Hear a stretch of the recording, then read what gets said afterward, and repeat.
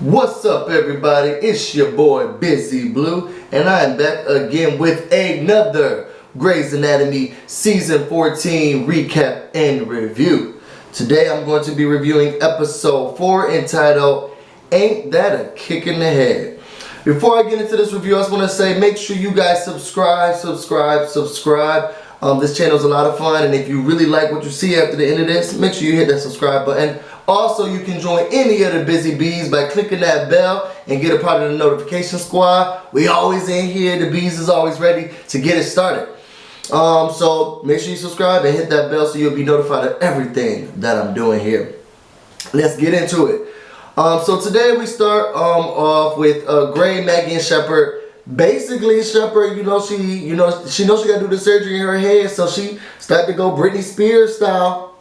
She started to shave her head off a little bit, so she wants to go wherever the tumor's going to go. So she started to do a little bit of Britney Spears shaving. At first I was like, oh my God, what are you doing? But then I realized, oh, she got to do that for the tumor.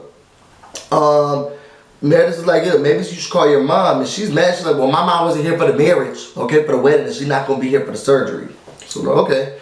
You see Bailey, she's in the bed. She turns her over to see if Warren's there, so she's going to give him a hug and a little kiss. But he not there.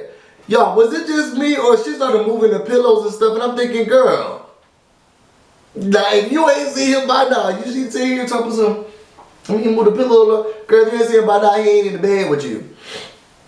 After that, we move. You see Tom, he's actually talking to Shepard, and he's talking about Shepard's tumor. You got all of the doctors around her. Basically, he's saying what he's going to do. They question him to see if he's going to be able to do it, how he's going to do it. Then he leaves the room. Dr. Shepard is like, look, she puts everybody in place for what they're going to do. DeLuca, I just want to let you know that he likes to showboat, so make sure that you asking him lots of questions just so he can show off what he's doing, and that way we know what's going on. She gave her power of attorney to Kepner. Kepner is close enough that she likes her, but not close enough that she's going to let her mind be clouded. She didn't want to give it to her husband because if she needs to pull the plug, she wants the plug pulled. You know what I'm saying? After that, you see Dr. Shepard, she get ready for her surgery, and they all standing like this, just like this, and, listening to the music. I don't know if it was supposed to be like that, but basically it was. It was just before her surgery, and they get started. Sorry, y'all, coffee. You see Weber and Bailey, they're going to be interviewing interns. They went in and out with this, so I'm just going to go through all of the interns that they actually interviewed. The first one they walked up, they actually didn't even interview him. He's in there, he's practicing. It made me feel some type of way. Okay, Shonda, because before I get into my interview, I want to make sure that I know all my lines. I know everybody that I'm supposed to be talking about, practicing, da-da-da-da-da-da. They saw him practicing. And Bailey and Weber didn't even go in there to interview him because they thought that he was doing too much. What y'all trying to say about the people who practiced prior to? Anyway, they got another one. It was a very, very young person who, had graduated high school. It sounded like it was 10 years old, then went to high school. Went to college at 15, graduated from surgery or something at 19, lost their virginity at 18. It was just very, very young, and he was giving us a lot of information. There was another person who was real, real fancy. Talking about something, you know what, you guys are my sorry if I'm looking at my phone a lot. Because I'm waiting for you, man. Something he said. They're my number one, but you guys are my strong number two.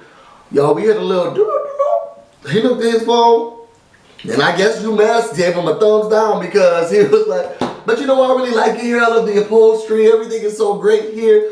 How about, the weather's so nice? So they kind of changed that up a little bit. You saw someone who was, sorry y'all, because they're in between the notes. You saw them still interviewing. Somebody was on social media. Something. You're always going to be in the media. You're always going to be in the news because I have a lot of people who follow me. A lot of people who want to know what I'm doing. And you become a part of my journey. Y'all want to take a selfie, so we can do this journey together. We got another person who was basically whispering. What movie is that where the girl, it's at the tip of my tongue. Y'all y'all know what movie I'm talking about, Busy Bees. Put it in the comments. Please put it in the comments if I don't get it. It's the one with the singing competition, right? And it's a girl in there who's always talking like, oh, what's the name of it? Y'all put it in the comments. I'm gonna think of it and it's gonna come down. There was another person who basically it was kind of BSing her way through the interview. Anyway, they're looking for interns, and it doesn't look like they're gonna find one from the group of people that they actually looked at. From there, you get Megan and Hunt. Again, Megan is in her business. This is what I don't understand. First episode, second episode. I'm in his business. We want to know. Tell us about it. Da da da da. Third episode.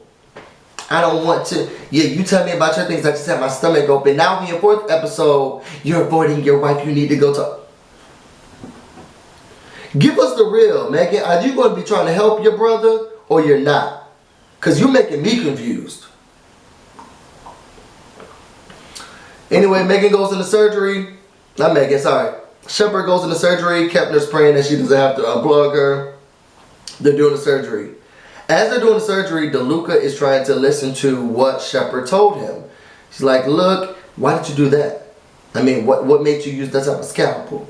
Why did you go into the da-da-da-da-da? And Tom is not here for it. He's like, look, shut up and sing with me. I can't remember the song, but he was getting it, boom. You know, basically going in. From there, you see Shepard, Karev, and Maggie. They're all watching the surgery, trying to figure out what's going on. He snipped something. Okay, Meredith was like, it's okay. No, sorry, Shepard was not watching this. Oh, you always get that mixed up. But Greg was like, it's okay. Like, he had to clip it. There was no way he was going to be able to get around it. It's going to be good. After that, we're trying to figure out if everything's okay. She's talking. You're talking. They're like, oh, you okay? Da da da. She's talking. She's waking up. You see Maggie. You see Maggie. You see Gray. You see Tom. All of them are looking at her, and she's talking to them, but apparently they can't hear her, so her motor skills aren't there yet. She's like nervous and she's scared. From there, we go to the first day post-op. Gray's waiting for her. She's getting a little sleepy. This reminds me of The Host. If you guys have ever read The Host by Stephanie Meyer. And it's about having that internal conversation, but some of that stuff's not coming out. But DeLuca comes in. He's like, look, you need to go shower. Da da da da.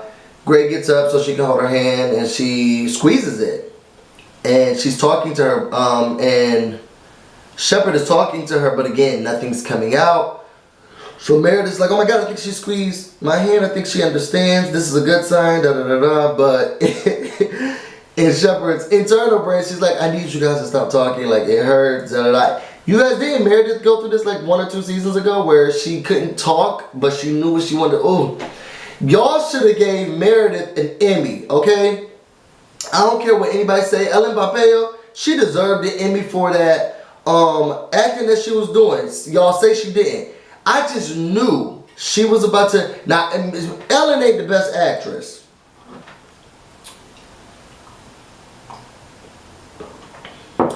But 2 seasons ago, I think it was 2 seasons ago, it was either last season or 2 seasons ago, she played that role. She played that role when she couldn't talk, and she was like, Zola wouldn't come to her because she was so angry and crying. She played that role, and she should have got it, but that's a whole nother story. From there, you see Dr. Avery and Mama Avery. They basically coming back from the fume because, you know, they done killed Harper.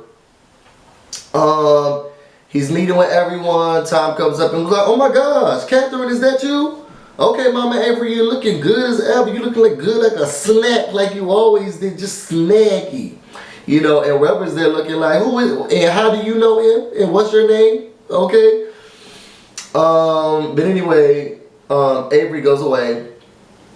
And he goes upstairs. Maggie comes up to him, talking something. Oh, look at you, getting ready for the money. Look at Mr. Fancy Pants in. And he's like, I just came from a funeral. You know, she put her foot in her mouth. She's like, oh yeah, sorry, you look somber.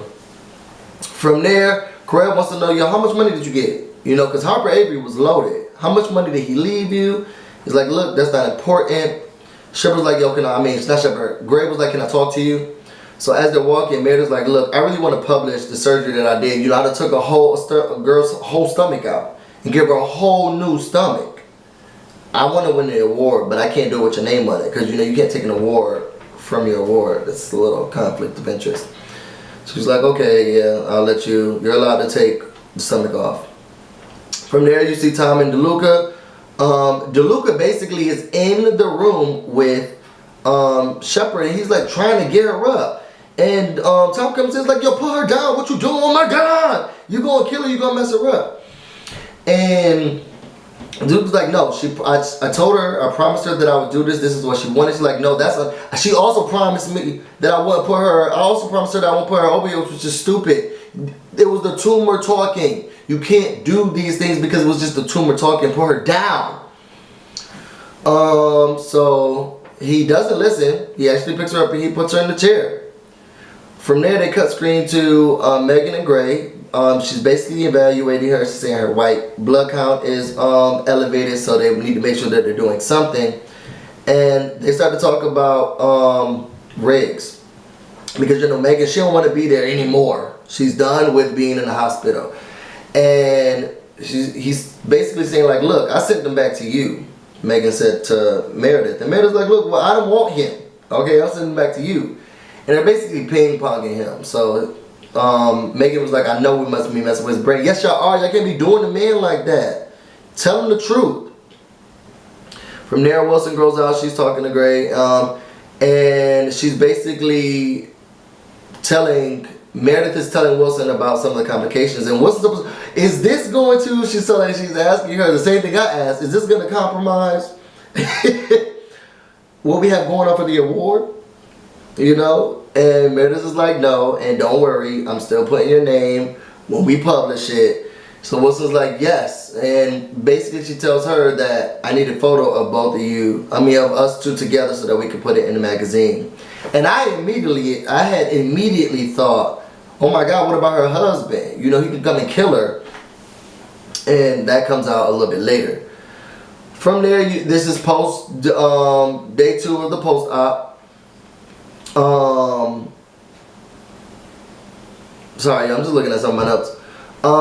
Day 2 of the post-op, the group is talking. They're basically like, yo, we listened to Shepard this whole time, and it was the tumor talking. You know, even Kevin was like, well, she made me power of attorney. Yeah, she did make you power of attorney because of the tumor. So they're now trying to think, they're kind of lightheartedly joking about every decision that she made, and maybe it's not because she liked them, maybe it's just because of the tumor talking.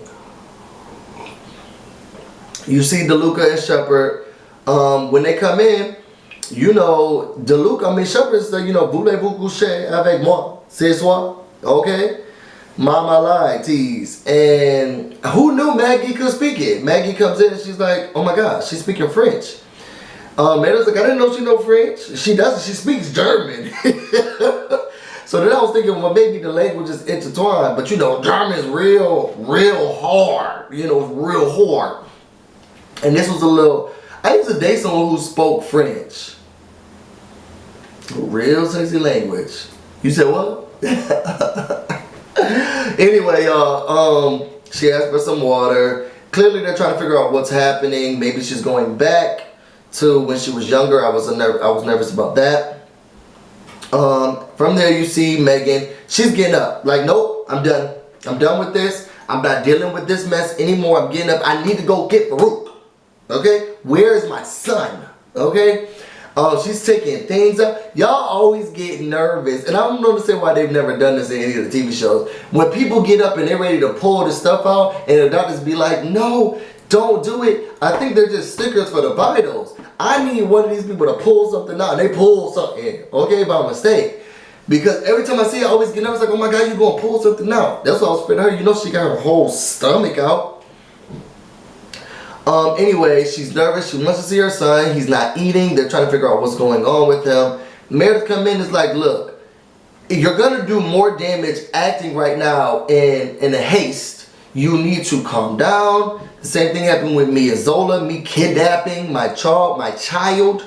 Okay, you need to just calm down everything's going to be okay, because you can cause more problems than you are helping the situation if you do too much.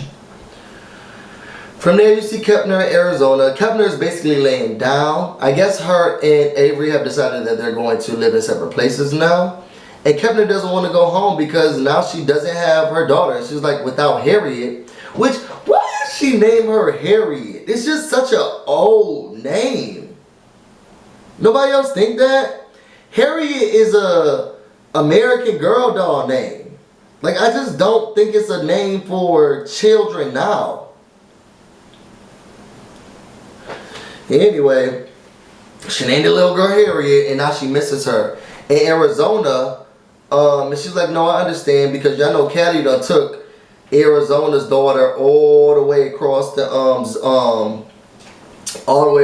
pond. So she's like, I understand, but you know, soon it's gonna become normal to you. Soon, every day you're gonna wake up and she's not gonna be there. You're not gonna be able to go home with her, and you're gonna be able to understand it. And it made it a little sad because she's like, I don't want to know. I want my child back. Do you guys think that she wants just her life back? Or do you think she wants, when I say her life, I mean Avery and Harriet. Which you guys know I love their relationship. I just want it to work. I really, really want it to work. More than any of these other relationships, I love them together. Or does she just want Harriet? What is she wanting back? From there, you see Shepard and Gray. Riggs keeps calling, but you know, not really dealing with it. Shepard gets up and she starts to speak, and but it's like murmuring. No, sorry, it's English. So she gets excited. They're asking her, does she know what happened to her? She's like, yeah, it's a brain tumor. I had surgery. And then she told us we should call Derek. Jesus, you on the main line? Because somebody need to talk to somebody that may be up there. You know, he was an adulterer. So I'm not sure. God rest his soul. Let's lift Derek's spirit up in prayer, my God, everyone. From there, we see Shepard. They're trying to give her an MRI because they're like, look, something ain't right. And she's like, I know what's happening. I just can't put the pieces together. I just need you guys to remind me. But she comes to the conclusion that, look, this may be temporary, so I need to calm down. I think she's really just afraid she was not going to be able to be a surgeon again. And that's important to her. We want to make sure that she can do her surgeries, that she can actually be a surgeon again. While all of that's going on, Gray gets another call from Riggs. So she gets out, she's like, look, let me tell you something. Okay, when I was trying to give it to you, you wouldn't take it. And every time I tried to give it to you, you had something to say. Now you got your dead wife coming back to life, and now you want to call me? Nah, I'm not dealing with any of this. I'm done with that. At the same time, he's like, Dr. Gray, thank you so much. I'm putting you on speakerphone. Sure, put me on whatever you want to put me on, okay? And he's basically saying, look, I'm at the embassy of Baghdad, and they need to know about, they have questions about the study that you're doing with Farouk so that we can get him on his medical visa to get him on his way. Can you answer some of these things?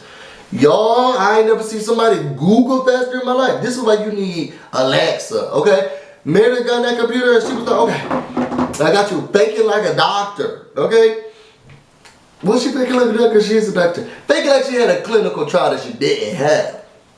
Okay, the vitals? Yep, vitals was low. Low. We need him. Oh, you said what about the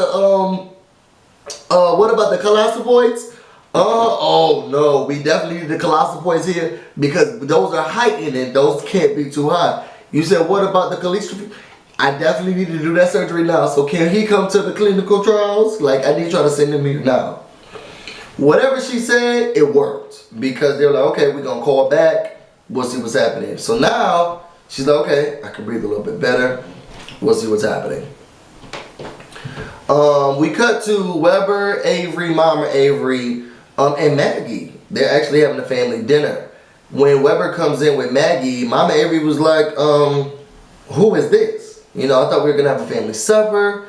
And Weber's like, well, this is my daughter. Like, we can't have a family supper. This is my daughter, so this is what it is. So they start to yell. As that's happening in the background, you see Avery and Maggie, and they're like, look, you want to pop the bottles because I can't deal with all of this. And he's like, yeah. So they go have some drinking. You hear them yelling in the background.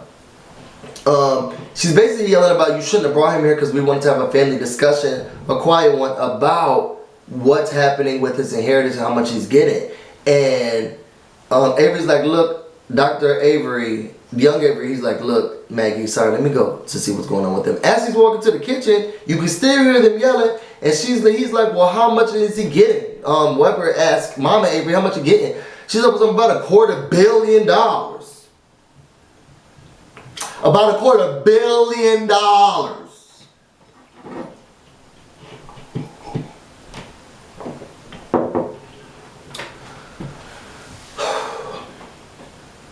Y'all, what does that feel like?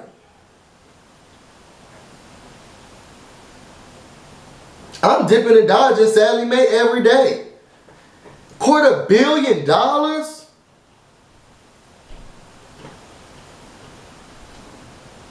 Y'all, let me go because I was just going on a tangent. Anyway, we go from there. You actually see them having a dinner. And he's like, look, I don't want that money.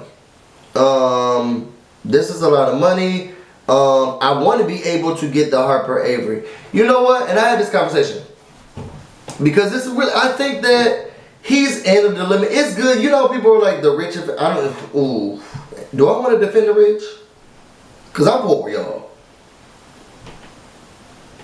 I'll say this. It must be difficult when you have a skill and you want to be rewarded for that skill, when you worked hard for your skill and you really love what you do, which is what Avery does.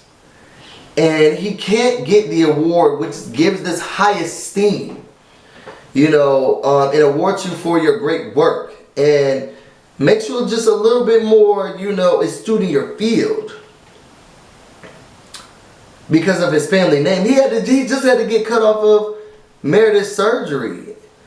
And he would rather be able to say that he's a good doctor than to just be saying he can buy his way to be a good doctor. And I understand that.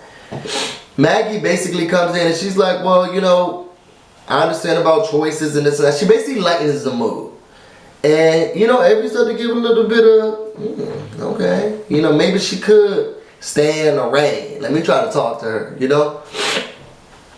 From there, we see Thomas Shepard. He's checking her vitals. And Shepard is just not feeling it. Tom's like, look, you look good. You can go home. We ain't got to worry about you anymore. And Shepard's like, okay. As soon as she leaves, DeLuca is like, oh my God, you can go home. And she's like, no, I can't. I'm about to get back in the bed. Okay? I'm still under Obamacare. You know, I need to sit down and stay with this. We need to figure out something else is wrong. Something's wrong, something's wrong, something's wrong. It just so happens that, you know, DeLuca leaves and then he comes back and he's like, look, you want to know what's wrong? It's this. Well, maybe I shouldn't say it's this because it's not this.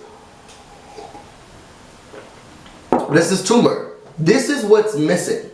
And now you're thinking that this is going to do something, and this has been the problem this whole time, and this is what's missing, and this is why you feel like something's wrong. And you need not to worry anymore. You're fixed. You're cured. And I know you have worries and I know you're scared, but everything's going to be okay. We cut to Grace. She's waiting for the call from Rick. She's looking at her phone like, yo, why hasn't he called? I'm trying to be a fake doctor on this thing, and he's not helping me out. Right there, Wilson comes up to her, and just like I thought, was like, look, you need to take my name and my picture off of this case because I don't want him basically finding me. You know, axe murdering me. You know, he is the person who did, you know, Friday the 13th. I don't need him axing me off. So Mary's like, okay. I think, for real, she's like, I mean, no more than merrier. You know, I need more, more of the cloud anyway. After that, Warren hears it and he comes up to Wilson and is like, yo, why do you want your name off? And because he is her new Stephanie, it's just basically like, look, my psychopath husband, he can come and kill me. He can come slash my throat, slash your throat. And I don't want to have to deal with that. So she's like, well, since I told you something, can you tell me something? Basically, he trained him for something. I'm going to assume it's a marathon. And my best friend's sick, y'all. Y'all heard her up there yelling? She's not feeling well. We both kind of sick, but she about to get married again. I don't even want to talk about it. From there, you see Grace. She's waiting for. She's outside now, and she's waiting for Riggs to call her. He basically sent a text like, "Look, this is where we are." Boom, Meredith get in the car. Boom, whipping in a whip. She drive. The police officer's like, "Look, you can't go get Farouk." Okay? And she's like, "What you mean I can't go get him? Let me tell you something." He's saying, "Look, we need to go to the DHS, the IHS, all these people." She said, "I don't care. Let me tell you what we're about to do. What you need to do is go to the doctor because you got those yellow eyes. You need to go get your liver checked out. Let me tell you what I'm about to do." Okay? I have been playing like a fake doctor on a fake surgery, on a fake trial that I'm doing just to get this child that doesn't belong to me, but it belongs to a man that I actually care about, wife, fiance, if she take the ring. I'm going in there to get my heart broken again. And you not going to stand in between it. She walked in there and that was that. Y'all, this is another thing. I know I talked about most of the people who were interviewed by Bailey and Weber, but this girl had emotional support though. She said you're not legally allowed to ask about that. Can I just bring dogs in and then people can't ask me why I got my dog? Because this is emotional support dog? Somebody put that down in the comments. Anyway, so we go from there. They brought Megan Farouk. She's really excited. She's happy. Hunt gets to meet him because, you know, he's his uncle. And Shepard walks away smiling. Meredith walks away smiling. Do you guys think that Meredith is happy that now this can finally get together? Because she looks up smiling, so maybe she's looking at Derek. Or do you think it's just, I don't know. I was really conflicted about that. From there, you see Avery and Maggie. He walks in to talk to her because she sees her looking at scans and stuff. He's basically like, "Look, I appreciate you." She's like, "Look, I appreciate you." You know, they're going back and forth with that. And then Mama Avery comes in. And she's like, "You know, I want to thank you so much for last night. You know, you're so incredible." And she's like, "Oh, thank you." She said, "You know, you're a sensible girl." And Maggie's like, "Oh, well, thank you. I didn't do anything." She's like, "No, let me tell you something. When my mom would tell me something, I wouldn't listen. But when my sister said it, oh, I was all in." Y'all, how could we forget that they brother and sister? I totally forgot that. Grey's Anatomy writers, you did that. Y'all did that. I forgot they're clearly brothers and sisters. They can't date. And I'm looking at, okay, I see a budding relationship and friendship happening. No, I don't. That's incest. Stop that right now. Stop that right now. Stop. Avery, look, stop. Maggie, stop. Nasty, y'all little nasties. Anyway, we move on from there. Mama Avery come down with Weber. And, you know, Tom trying to come in and she's telling him, you know, you need to come back a little bit more, do a little couple surgery, show us some stuff, you know, to help you out. Shepard, she's getting up packing. And Hunt comes in and he's like, "Look, I want you to come home, you know." I think Shepard's just afraid. She's like, "Look, I want you to take care of your sister and I want my sister to take care of me." And he's like, "That's not how it's done. You are my wife. Okay? And I want to be able to take care of you and give you the love and dedication you need." And I think Hunt can do it. We've seen him hurt by so many people. Shepard don't do this to him. And she's basically like, "Look, I need to let you go. You came to break up with me before you know I had a tumor because of how I treated you. And you deserve to be happy. I want to be happy with you."